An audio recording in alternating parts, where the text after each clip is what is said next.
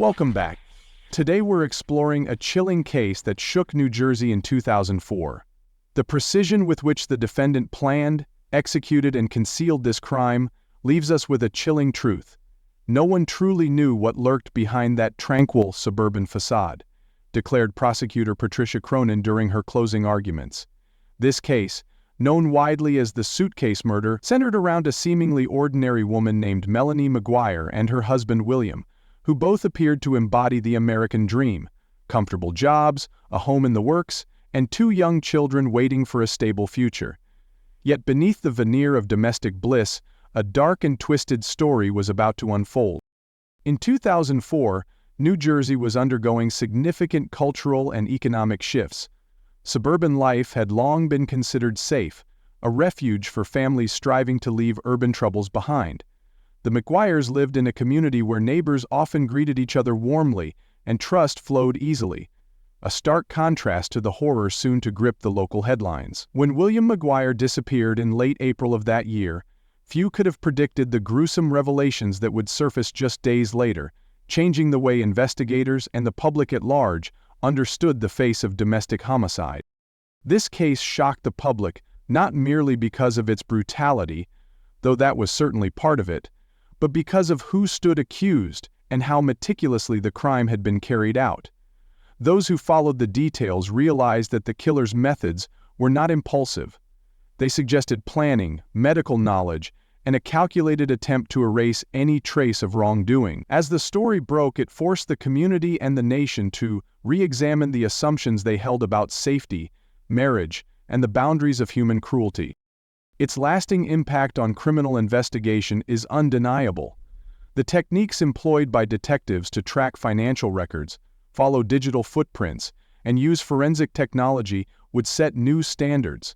The story continues to captivate true crime enthusiasts today, not just because of the horrific nature of the killing, but because it defied expectations at every turn. How could a suburban mother, a nurse accustomed to healing rather than harming, find herself at the center of such a gruesome narrative?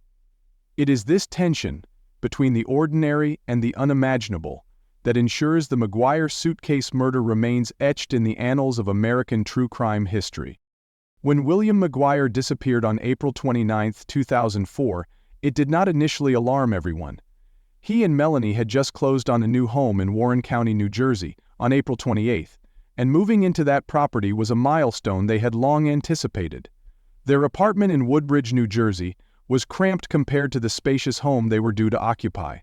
According to acquaintances, William had expressed excitement over this new chapter. Yet as the evening of April 29 stretched into the small hours, neighbors recalled how the usual sounds of domestic life, the muffled laughter, the low hum of television, seemed oddly absent. The next morning, William could not be reached. His colleagues at the New Jersey Institute of Technology noted his uncharacteristic no-show on April 30. His close friend Ryan Stevenson tried calling multiple times and got no answer. Days passed without any sign of William. On May 1, a co-worker worriedly commented that it was unlike him not to call if he was running late or experiencing a family emergency. The police in Woodbridge were contacted on May 2 to perform a welfare check. Officers reported no immediate signs of forced entry or disturbance in the McGuire apartment.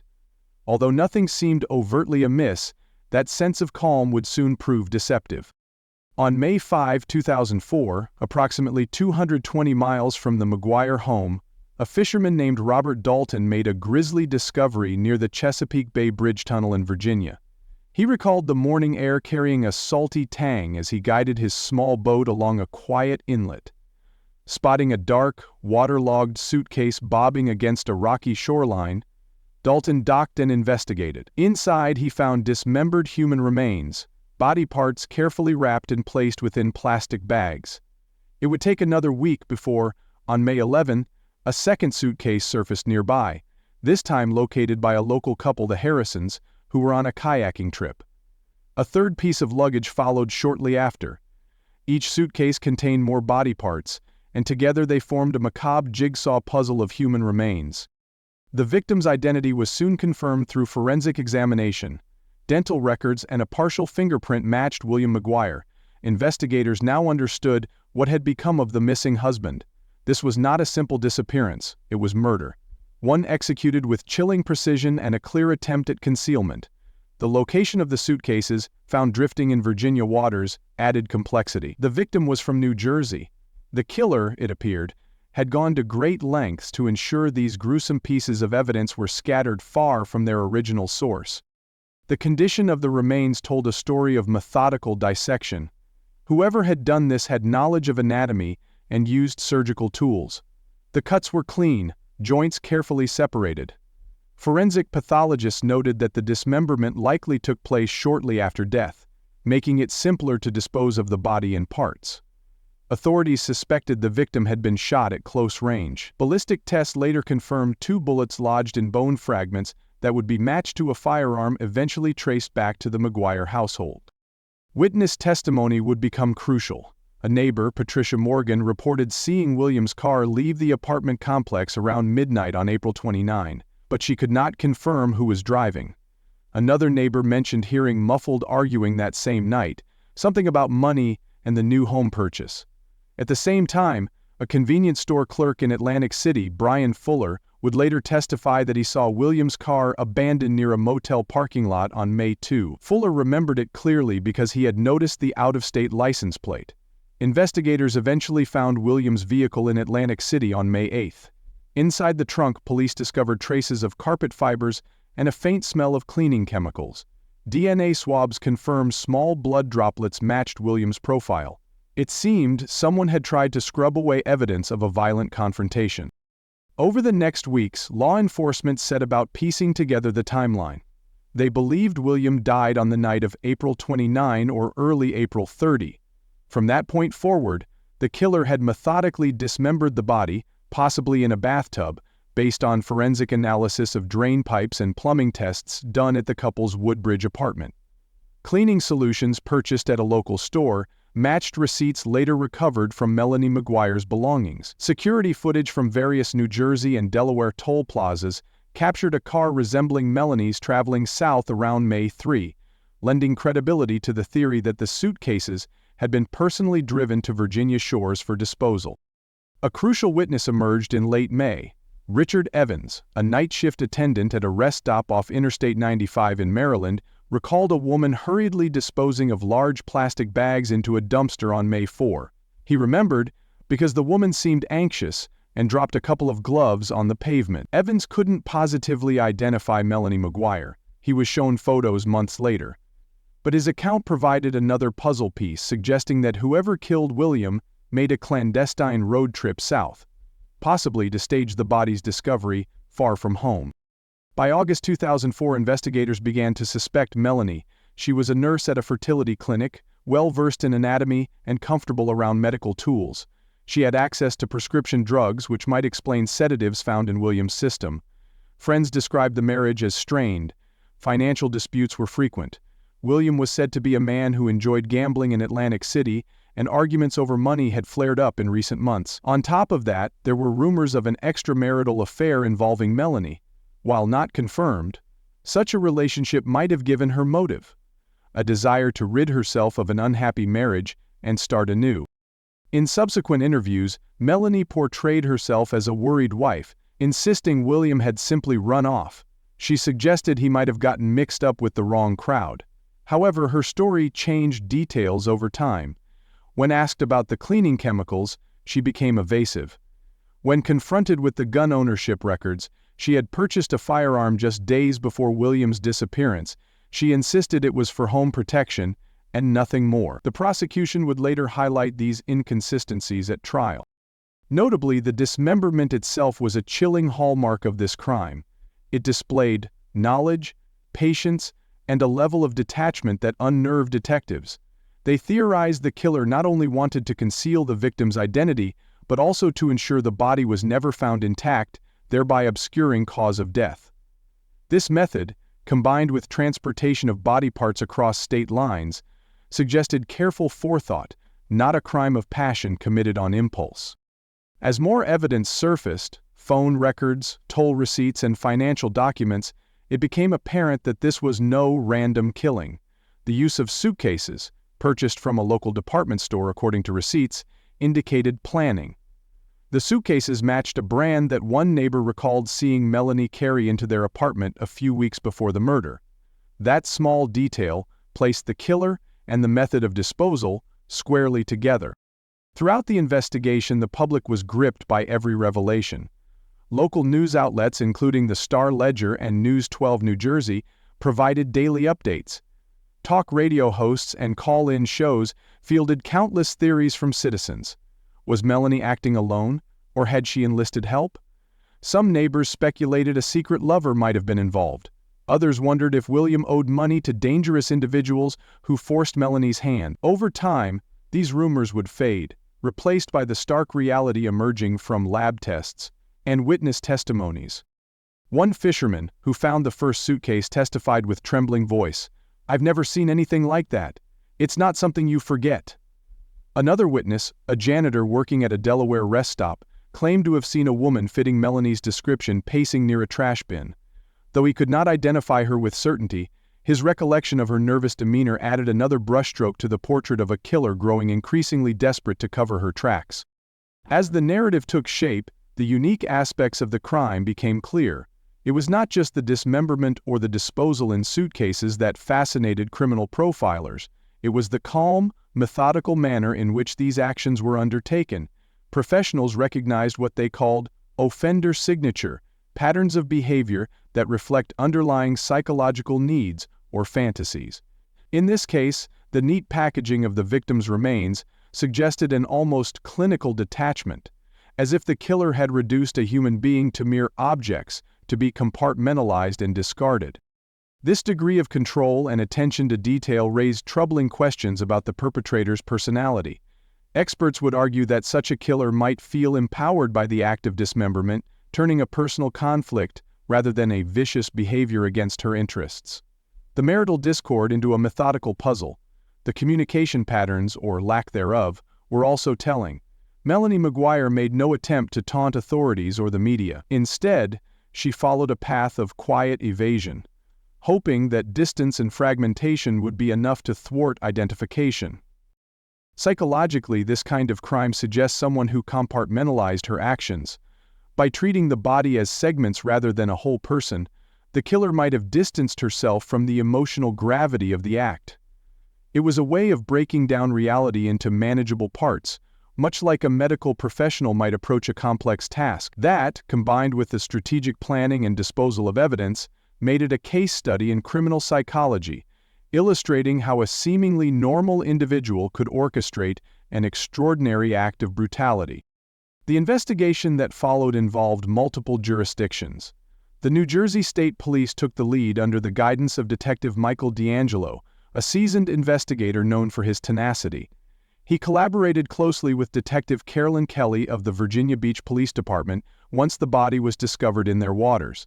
The FBI, represented by Special Agent James Harper, offered expertise in forensic profiling and worked on coordinating interstate communication. Early on, these investigators faced significant challenges. The crime scene was not confined to a single location but spread across state lines. The original crime likely occurred in Woodbridge, New Jersey. The body, however, was dumped hundreds of miles away in the Chesapeake region. The victim's car turned up in Atlantic City, adding another point on the map to connect.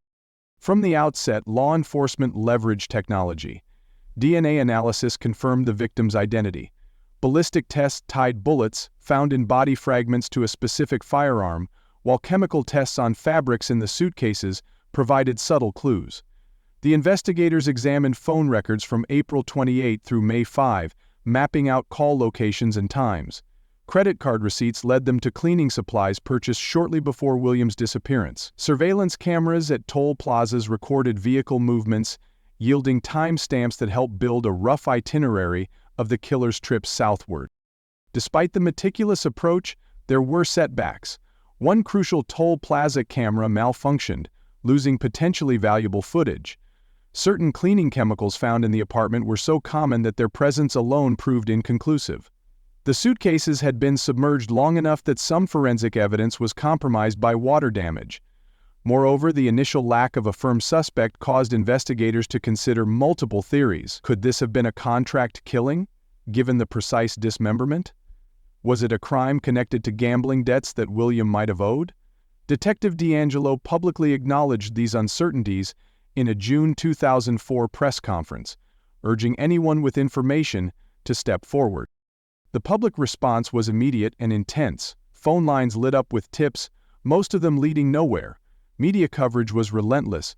Journalists camped outside the McGuire apartment, the fertility clinic where Melanie worked, and the county courthouse.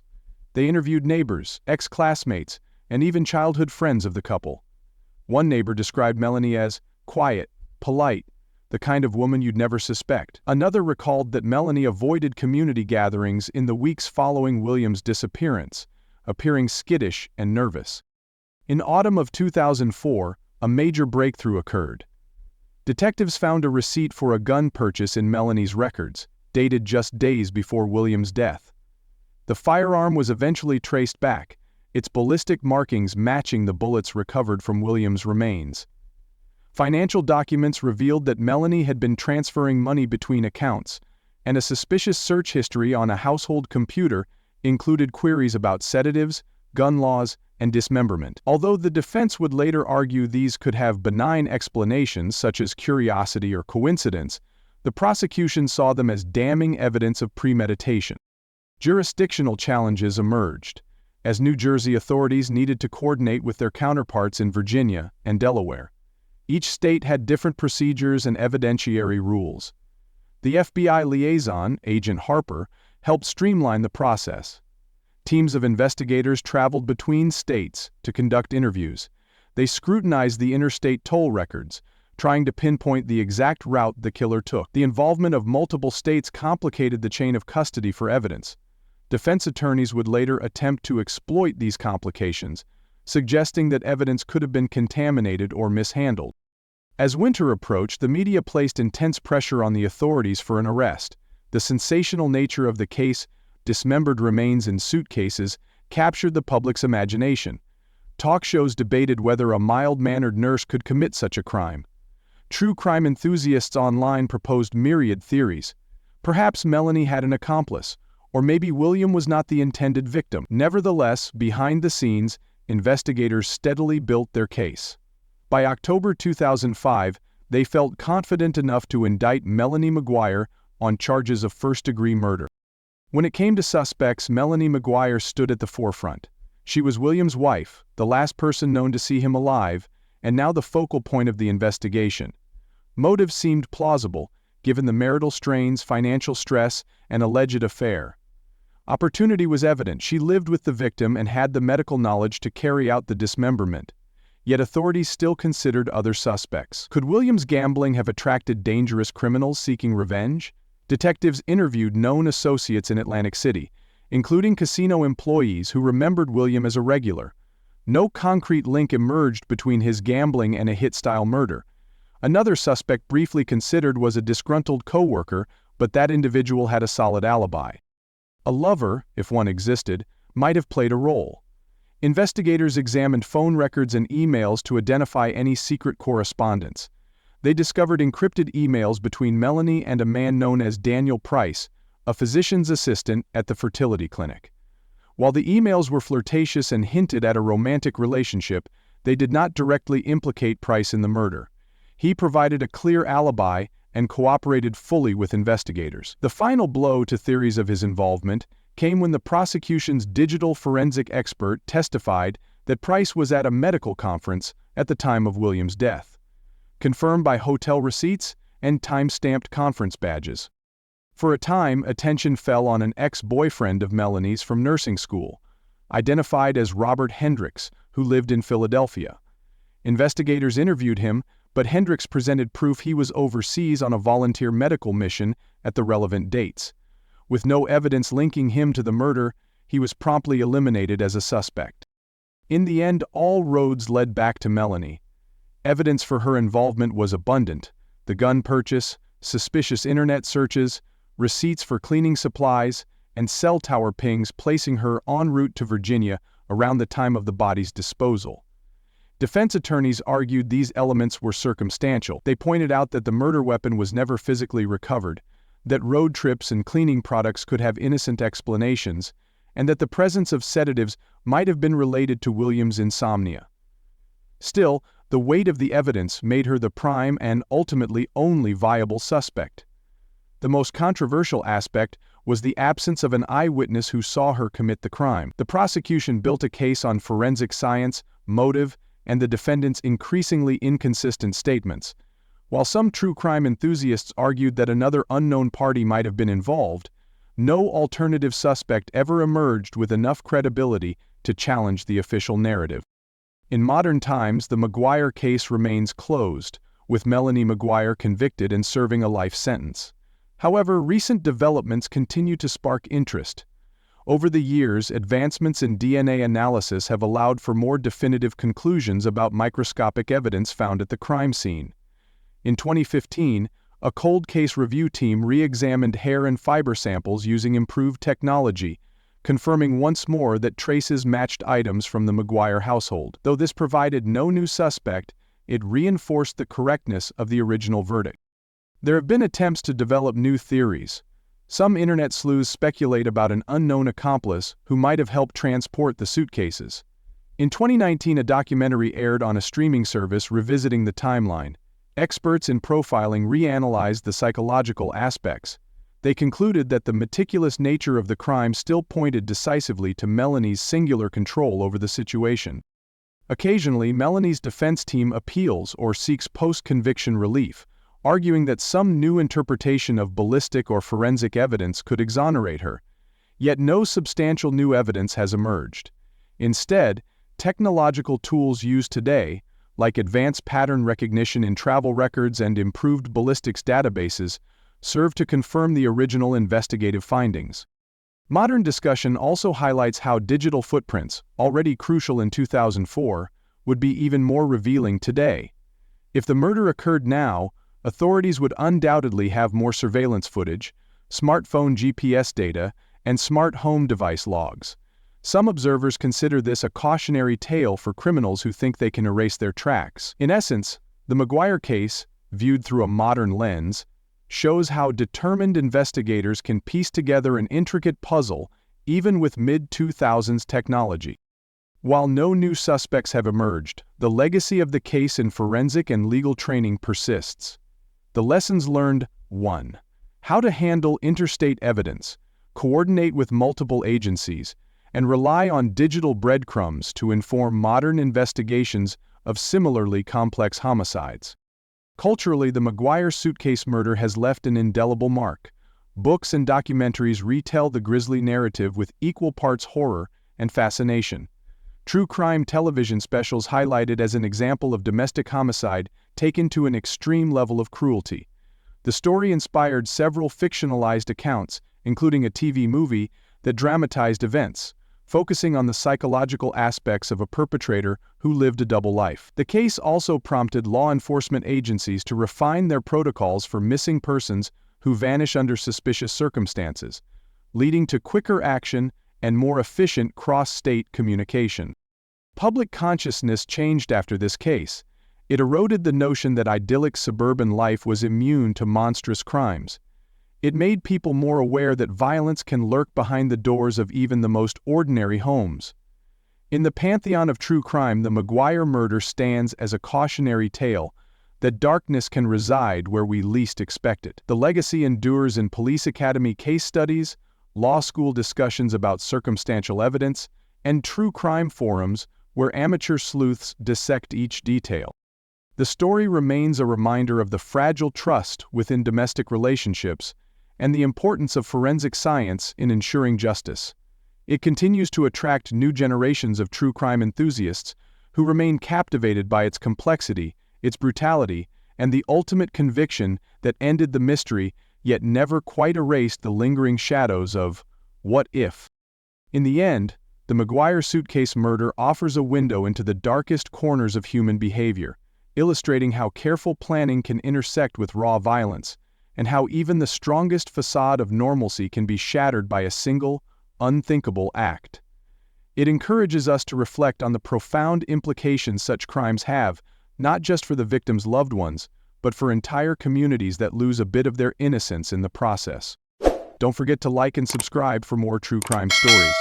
If you found this case compelling, you might also be interested in the John List murders of the 1970s, or the case of Hella Crafts, who vanished under suspicious circumstances, as both offer haunting parallels in the depths of domestic betrayal. Join the conversation in the comments and share your thoughts on what drives a person to commit such a carefully orchestrated and devastating crime.